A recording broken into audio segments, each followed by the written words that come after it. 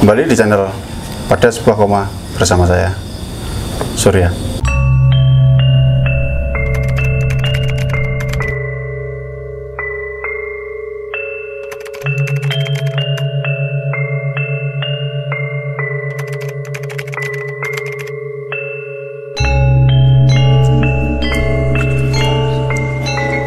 Narasumber kita kali ini Mbak Vina. Mbak Vina ini tinggal di salah satu wilayah di Kota Semarang, Jawa Tengah. Jadi Mbak Vina ini narasumber kita kali ini itu benar-benar yang kita cari selama ini. Kita cari, memang ada beberapa yang kita cari, termasuk bagaimana bisa menceritakan sejarah dan sebagainya. Kali ini yang kita dapatkan adalah tokoh penting, kalau menurut saya itu tokoh yang cukup fenomenal, diberi kelebihan oleh Tuhan. Kalau orang bilang sih anak indigo. Jadi seperti apa ceritanya nanti kita tanyakan bersama, biar Mbak Vina nanti menceritakan apa saja yang pernah beliau alami. Selamat malam Mbak Vina. Selamat malam Mas. Gimana, sehat? Alhamdulillah sehat. Saya tuh kok penasaran Mbak sama cerita anak Indihome itu.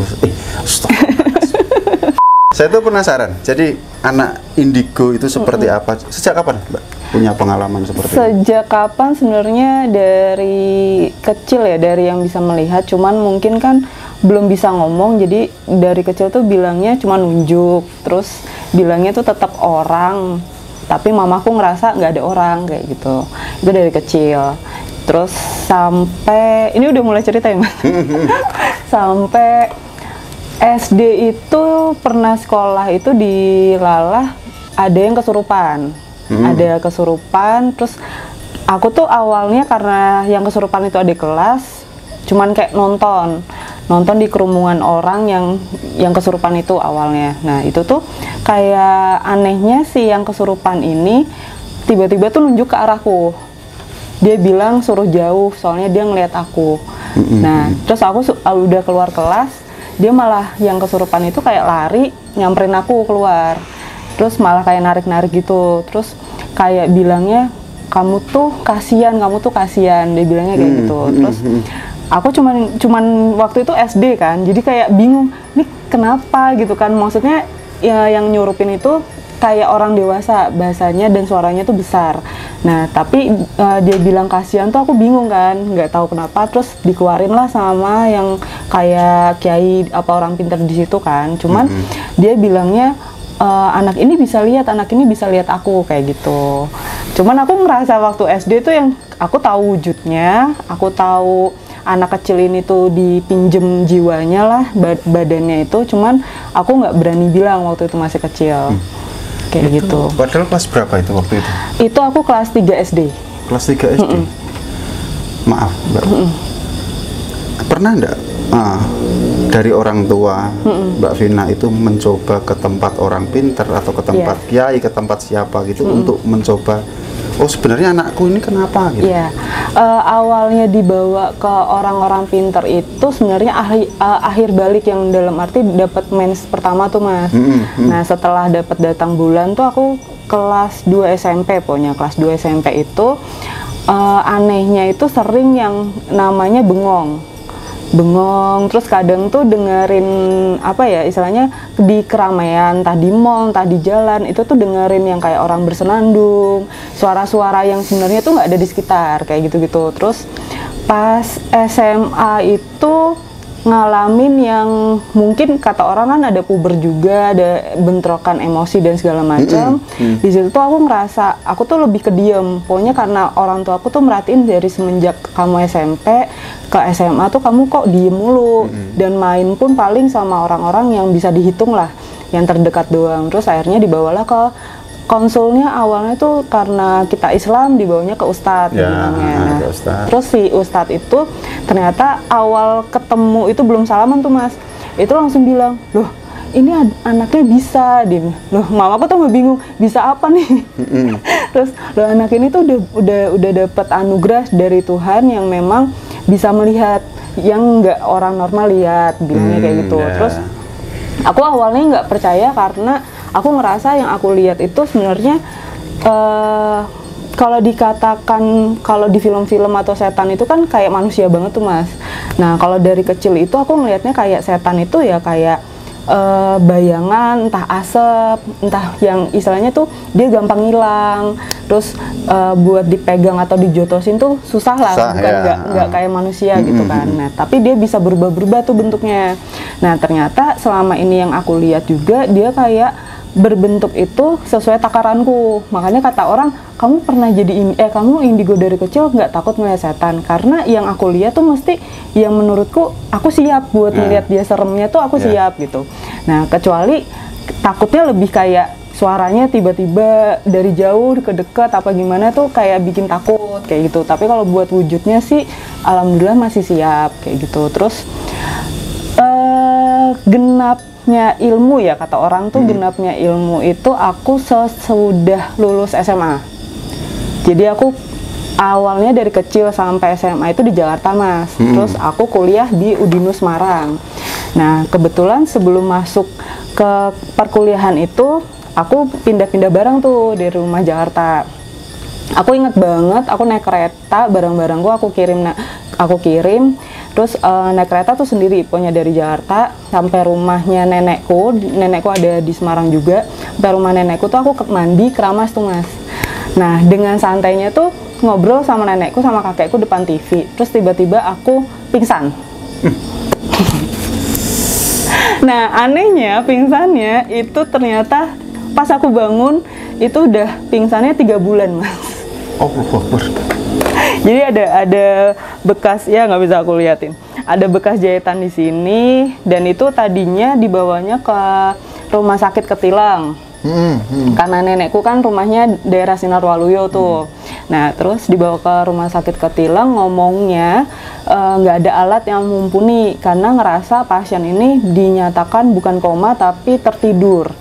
Nah terus dibawalah ke rumah sakit kota. Nah di situ sampai 3 bulan aku. Nah di dalam 3 bulan itu sebenarnya aku ngerasa kayak mimpi semalam. Loh, padahal yang nungguin itu 3 bulan? Iya. Aku ngerasa mimpi itu yang kata orang kamu dikasih anugerah pasti ada mandat. Nah itu di situ tuh aku ngerasa selama aku dibikin tidur itu kayak aku kudu apa ya? Yang selama ini aku pertanyakan kenapa sih aku dikasih ini, kenapa sih aku kayak gini, itu kejawab di mimpi itu. Di mimpi itu. Nah, awalnya tuh di mimpi itu tuh ngerasa anehnya langsung di depan kayak kawah gunung berapi gitu loh Mas. Air panas dan jarak 5 meter ke sana kawahnya itu tuh benar-benar ngerasa asapnya tuh panas. Tapi di dalam air si kawah itu tuh banyak manusia yang berendam tapi dengan mukanya bahagia. Nah terus aku cuman mau nyamperin orang-orang di dalam air itu, ternyata ada sosok tuh aku bilang tuh cuma sejengkal sih. Soalnya kan namanya di kawah itu kan biasanya kayak batu kali yang gede-gede tuh Mas. Pokoknya ada suara dulu bilang assalamualaikum, terus aku jawab waalaikumsalam. Aku nyariin tuh sosoknya siapa ya yang bilang assalamualaikum gitu kan. Terus ternyata dia berdiri di batu kali sampingku tuh cuma sejengkal. Dia bentuknya tuh kayak apa ya, kurcaci tapi kepalanya tuh kayak apa namanya dulu pendekar dulu yang putih 212 Wiro Sableng. Kepalanya kayak gitu. Terus bajunya tuh ya baju kayak sorban gitulah. Nah dia tuh ngasih tahu aku nggak boleh ke sana. Kalau aku ke sana berarti aku orang jahat. Dia bilangnya kayak gitu. Aku penuh dosa dan segala macam. Itu tempatnya orang kayak gitu. Jadi kata orang orang yang genep itu kan biasanya mati suri tuh Mas. Diliatin neraka sama surganya. Tapi kalau aku mungkin neraka yang indah lah, nggak yang seremnya gitu. Nah terus aku tiba-tiba setelah dia jelasin itu aku nampani yang namanya kain kafan tuh bener-bener seratnya tuh mau hancur dari yang kayak panas ke basah gitu loh Mas. Itu tuh bener-bener letak warnanya. Terus dia bilang pokoknya mandat kamu harus bawa kain kafan ini ke cahaya sana. Nah aku melihat cahaya tuh Mas, cahaya 1 titik doang. Aku suruh ke sana. Itu mungkin ya itu yang bikin aku tertidur 3 bulan lah. Karena aku menuju cahaya itu lama banget Mas. Itu posisinya kayak jalan gitu. Kayak jalan setapak Sendirian ya? sendirian. Nah sampai sekarang tuh aku suka naik gunung, tapi aku takut sama pohon yang kayak memayungi kita sejalur gitu loh, Mas. Oh iya iya iya. Nah itu aku di mimpi itu pohon pinus kanan kiri tuh kayak mayungin, bikin arah lah buat ke cahaya itu. Itu aku inget banget jalan tuh sampai yang lari, sampai ngos-ngosan, tersungkur-sungkur, terus sampai yang nangis, sampai bener-bener pasrah, nggak mau, ini nggak nyampe-nyampe, aku mau pulang aja. Pokoknya nggak ada jawaban, terus ya gimana caranya harus menuju ke cahaya itu. Terus aku melihat, ya itu aku bilang tuh, kalau orang kan mungkin aku ceritain nggak percaya ya, tapi aku ngalamin sendiri itu kayak langit, tapi di ujung jalan itu tuh kayak langit langsung gitu, itu kebuka, kayak pintu lah. Si langit itu kebuka pintunya. Yang pertama aku lihat tuh air mancur, dan suasana air mancurnya tuh kayak di negeri dongeng yang mungkin aku perempuan kali ya, dikasihnya yang kayak dongeng-dongeng gitu. Indah banget itu ya? Indah banget tuh, sampai meling-meling gitulah airnya. Nah yang pertama aku lihat itu sekeliling kolam itu pendopo-pendopo. Nah ternyata pendopo itu tiap agama. Jadi ada yang ngaji, ada yang aku dengar ada yang baca rosario, terus aku dengar ada yang aku nggak tahu itu agama Buddha kayaknya, ada yang tuk pokoknya berduanya pakai tuk itu. Terus ada yang kayak Hindu yang baca ayat apa dan segala macam kayak gitu. Terus aku cuman bilang, kok aku di sini, terus maksudnya apa kayak gitu kan. Terus ternyata kain kafan yang aku bawa itu setelah sampai di depan kolam itu jadi berubah bersih sampai meling-meling kayak gitulah istilahnya.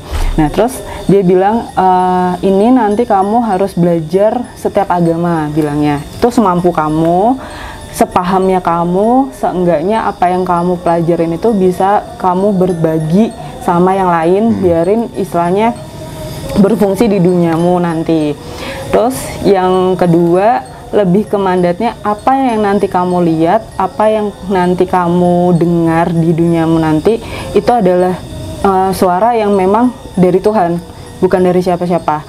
Jadi kenapa kamu dikasih kain kafan kotor, itu mungkin keturunan sebelumnya kamu itu melakukan salah, dan kamu harus ngebersihin itu. Terus kamu sekarang punya mandat nih buat yang istilahnya, kalau emang kamu ngerasa itu salah, kamu bilang salah. Kalau itu kamu ngerasa itu benar, kamu bilang benar. Jadi seenggaknya kamu ngelakuin hal yang harus benar. Itu aku ngerasa ini berat banget bebannya. Ya, dengan waktu itu umur masih lulus segitu SMA ya. gitu kan. Terus aku nangis, pokoknya aku nangis itu. Terus ada satu momen yang ini pribadi banget sih. Maksudnya ada sosok cowok sama cewek, masih kecil, itu nyamperin aku. Nah, aku nggak tahu ternyata itu nanti dia jadi keponakanku. Jadi sudah manggil aku Bude, terus aku bingung, loh kok manggil aku Bude dan segala macem. Itu ada kayak umur 3 tahun 2 tahun lah, cowok-cewek pakai baju muslim, yang ceweknya pakai mukena, cowoknya pakai baju muslim, pakai baju koko itu, pakai peci, manggil aku Bude. Nah ternyata benar, setelah aku bangun itu ya adikku nikah duluan. Oh, kayak berarti gitu. Itu proses 3 bulan ya, iya, berarti di rumah sakit itu? Bener. Itu sampai jual semuanya Mas sudah. Ya benar, 3 bulan di rumah sakit lumayan. Tapi selama Mbak Vina ini kena sih ya, punya pengalaman seperti itu, pernah enggak di satu titik tertentu itu paling menyeramkan menurut Mbak Vina? Ditemui sosok yang menyeramkan sekali gitu. Menyeramkan sekali ya. Menurut Mbak Vina ya? Kalau aku di lain sisi kan suka ketemu orang nih, kayak misalnya ngeliat siapa, ada apa dan segala macam, itu pasti masih bisa nanggulangin. Tapi yang aku paling berkesan itu, aku karena kuliah di Udinus nih Mas. Nah itu ada salah satu sosok di situ yang menurutku itu benar-benar serem bentuknya. Kata orang itu apa sih namanya, malampir, itu sebenarnya bentuknya malampir Indosiar ya, itu lebih serem lah bentuknya. Malampir Indosiar. Itu lebih serem, sampai aku bener-bener pertama ketemu dia tuh jerit. Saking menurutku dinalarnya, lu ngeliatin ke aku nggak main-main kayak gitu sih. Ngeliatin langsung aslinya lah, tanpa harus cantiknya atau gimana nya. Soalnya awalnya tuh dia gini Mas, aku lagi kuliah di Lala, aku UKM-nya teater juga, dan kebetulan itu mau maghrib, pokoknya ingetnya. Dia ada emang isunya di sana, dia selalu nampakin itu di lantai 4 atau enggak lantai 5. Nah, posisi aku udah bilang sama seniorku, ini mau maghrib, istirahat dulu. Nah, aku udah kayak nyender di tembok tuh berdiri. Nah, karena memang di kampusku tuh belum dinyalain lampunya, buat ke lorong ujung toilet sana tuh kayak gelap gitulah ujungnya. Aku ngerasa bayangan itu tuh kayak melata, ngerayap gitu loh, ngerayap, terus maju tuh. Yang aku denger tuh karena kukunya kan panjang ya, jadi dia kena ubin tuh kayak tek gitu loh. Nah, terus semakin ada suara kan semakin penasaran, apaan nih? Dan anehnya tuh temanku yang sampingnya, lihat nggak di lorong sana? Enggak, apaan, gelap, ngelihat apaan gitu kan. Dan aku tuh bener-bener kayak harus fokus ke sana. Terus yang bikin aku jerit adalah ketika dia rada maju yang kesorot cahaya, dia tuh pindah ke dinding Mas, merayapnya. Merayapnya pindah ke dinding, naik gini berarti. Naik. Dengan rambut terjungkai, dengan matanya putih dan satu titik hitam gitu, terus bajunya tuh compang-camping, yang aku bilang tuh abu-abunya tuh kayak letak-letak tanah, nggak tahu itu dari mana. Terus kukunya tuh yang aku lihat tuh bukan hitam tapi lebih kayak kuku panjang tapi yang main tanah lah. Nah, terus dia gitu ya, nah yang aku notice lagi selain rambutnya terjuntai ke bawah karena dia di atap ya, itu tuh borgol yang zaman dulu tuh Mas, yang bulat. Besar itu yang besar. Pokoknya kaki kanannya aku inget nggak ada bolanya, cuman rantai doang terjungkai, tapi masih ada kaitan di kakinya. Terus yang belakangnya, yang kirinya itu masih ada bolanya. Itu posisi di atas gitu? Ada di jarakku di atas, makanya itu aku nggak bisa pingsan, jadi aku jerit. Dan anak-anak pun nubruk aku, ngapa?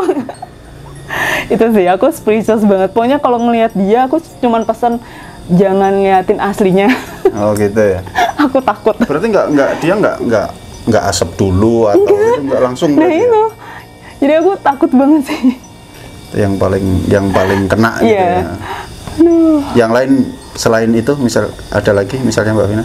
Selain itu, aku pernah yang namanya dulu zamannya ke kantor-kantor itu nemenin temanku, pokoknya kerja di situ Mas. Nah di Lala ternyata kita tuh kayak jam makan siang anjuran ini pada makan. Nah si temanku ke toilet dulu ya, sebelum makan, sebelum turun. Oh ya udah, aku ngeh banget di situ tuh cuman 5 toilet Mas, yang sisi satu tuh 3, sisi depannya itu 2, terus ada wastafel 1. Nah aku masuk di sisi yang 2 ini, yang paling deket wastafel. Tapi aku ngelihat bayangan tuh lewat masuk di sampingku Mas, toilet nih. Nah aku pikir orang ya kan udah. Nah ternyata temanku depan wastafel nih. Nah terus pas aku keluar, sebelum aku buka cetek pintu keluar itu, ada yang kan namanya bilik toilet tuh diketok pakai tangan, ada suara ya, pokoknya tuk tuk tuk 3 kali, nggak tahu kuku, nggak tahu tangan lah, pokoknya ada suara. Terus aku ingu, oh pintunya buka. Terus aku nanya temanku, lo lihat orang nggak sih? Tadi gue masuk, terus ada orang lewat masuk. Kagak Vin, yang kenceng lu doang, yang lain pada kosong. Selesai. Tapi berarti nggak kelihatan wujudnya? Nah, anehnya gini Mas, setelah ngobrol-ngobrol gitu, kita pada madep ke wastafel semua nih. Nah, terus ada suara gereng Mas, gereng yang kayak orang kecekek tapi cewek, kayak kayak gitu-gitu. Terus temenku tuh yang langsung megang tangan, nggak berani bersuara. Pokoknya kita lihat-lihatan doang, itu ada persekian menit lah, lihat-lihatan doang. Tapi itu Mas bersuara tuh Mas. Terus sampai yang, Vin kayaknya nggak wajar deh. Ini gue minta tolong apa kita keluar ya? Yaudah kita keluar aja. Nah pas keluar ada mbak-mbak yang bersihin toilet tuh Mas. Nah pas kita ceritain, ya Allah Mbak, kenapa nggak dari tadi di dalam? Pokoknya kita ada suara dan segala macam, ceritain ke mbaknya. Terus mbaknya dengan santainya, iya soalnya partner saya kemarin mati di situ.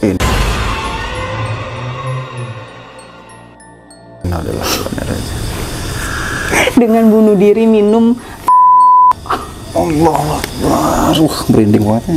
Makanya suaranya tuh yang kakak-kakak gitu kan, mungkin pas sekaratnya. Keracunan sampai nggak kuat itu mesti. Aduh, udah. Makanya itu sampai sekarang temenku kalau ketemu, oh emang pengalaman sama Vina, jangan ke toilet. Tapi berarti memang itu tahu dari CS-nya itu. CS-nya langsung cerita, iya baru kemarin Mbak, jadi benar-benar baru kemarin. Ya ampun. Ini sensasional kalau ini, luar biasa. Jadi lebih menakutkan kalau memang nggak kelihatan wujudnya tapi dapat cerita suaranya dari orang lain gitu kan. Itu lebih menakutkan sekali. Bener. Itu kalau selama Mbak Vina mengalami hal-hal aneh kayak gitu, pernah nggak di titik tertentu itu Mbak Vina dapat, kalau orang Jawa bilang sih pitutuh gitu ya, semacam kayak petunjuk bahwasanya kalau mungkin sebentar lagi akan ada bencana atau kejadian apa, dan itu bener real terjadi gitu loh. Oke, kalau ngomongin bencana sih aku lebih percayanya sih, aku tuh tipe yang sebenarnya diem itu tuh mungkin kata orang meditasi, kayak sebenarnya sih lebih kayak bersihin badan kayak gitu, kayak doa sendiri. Tapi aku selalu nggak tahu kenapa kan aku basicnya tuh penglihatan tuh Mas. Jadi kata orang nerawang itu kan dari mataku ya. Nah itu tuh kalau aku lagi berdoa entah habis sholat malam apa gimana, itu visual tuh ada aja. Nah makanya aku sering banget di sosmedku sendiri tuh buat update-update yang memang sebenarnya aku udah dikasih pertanda itu bakal terjadi kayak gitu. Cuman kan aku nggak mau kayak mendahului Tuhan ya, dalam arti buat yang kayak gini aku takut yang kalau nggak terjadi lu bohong dan segala macam kayak gitu. Jadi mendingan aku keep sendiri buat orang sekitar aja buat jagain. Tapi sejauh ini sih sebelum terjadinya gempa yang sekarang kan bisa dibilang tahun ini pergerakannya kan cepet banget tuh Mas. Yang dari sini pindah sini, dari sini dari Sumatera, dari ini pokoknya dari tiap ujung Indonesia tuh lagi benar-benar bergerak. Cuman memang kalau dari aku sih dikasih petunjuknya